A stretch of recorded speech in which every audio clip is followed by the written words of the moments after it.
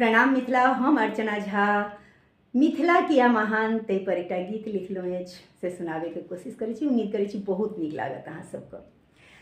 छै ने दुनियामे एहन स्थान बहिना, छै ने दुनियामे एहन स्थान बहिना, तीन लोके मिथिला महान बहिना, तीन लोके मिथिला महान बहिना। एली लक्ष्मी धियाबन ओ धाम बहिना, एली लक्ष्मी धियाबन से धाम बहिना, सिया एली जनकपुर की धाम बहिना, सिया एली जनकपुर से धाम बहिना।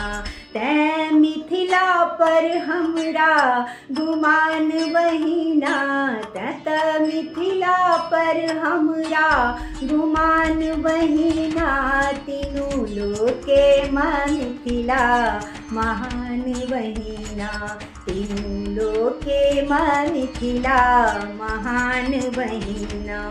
जत विष्णु जी बनला जमाई बहिना, जत विष्णु जी बनला जमाई बहिना, सर सरहज स सुनलन ओ गैर बहिना, सर सरहज स सुनलन ओ गैर बहिना। मास दू मास रहला ऐठाम बहिना, मास दू मास रहला ऐठाम बहिना, तीनू लोके मिथिला महान बहिना, तीनू लोके मिथिला महान बहिना।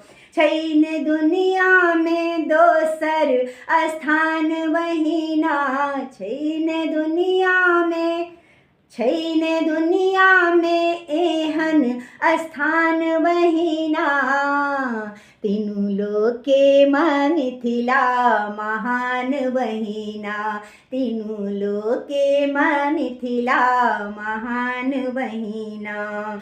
शिव बनला, शिव बनला जे उगना से धाम बहिना, शिव बनला जे उगना से धाम बहिना, ई हमर विद्यापति के थिक गाम बहिना, हमर विद्यापति के थिक गाम बहिना।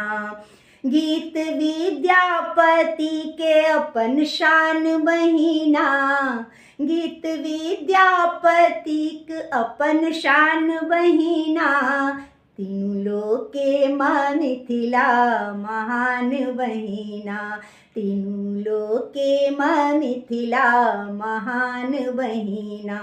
छै ने दुनिया में, छै ने दुनिया में एहन स्थान बहिना, तीनू लोके मिथिला महान बहिना, तीनू लोके मिथिला महान बहिना।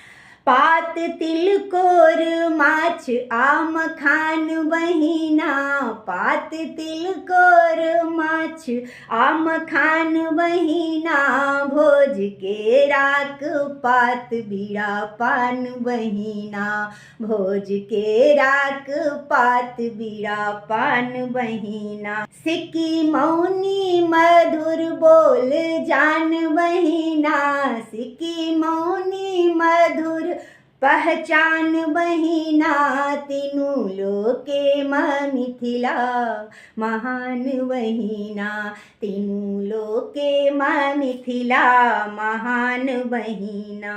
जत मंडन अयाची सन विद्वान बहिना, जत मंडन अयाची सन विद्वान बहिना, भारती सन धिया पर गुमान बहिना, भारती सन धिया पर गुमान बहिना। अही माटी ले हे अही माटी ल तरसैया प्राण बहिना तीनू लोके मिथिला महान बहिना तीनू लोके मिथिला महान बहिना छैन दुनिया में दोसर स्थान बहिना छैन दुनिया में एहन स्थान बहिना तीनू लोके मिथिला महान बहिना तीनू लोके मिथिला महान बहिना।